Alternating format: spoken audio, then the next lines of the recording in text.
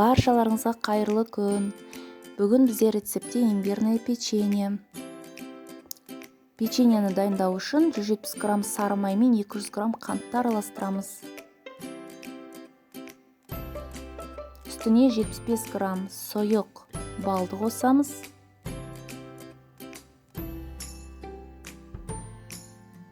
Одан кейін 2 жұмыртқаны қосып, жақсылап қасықпен араластырамыз.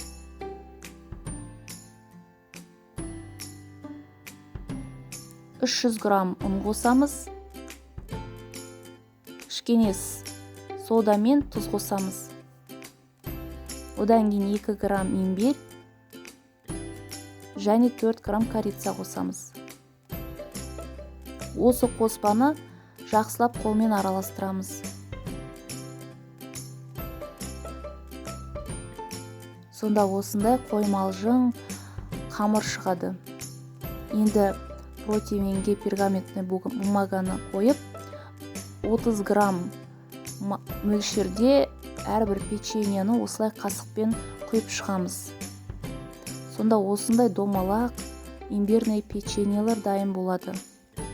Біз оларды 190 градустық пеште 10-15 минутқа пісіреміз. Печеньелер өте дәмді болып шығады. Қыздар, менің каналыма тіркелуді ұмытпаңыздар.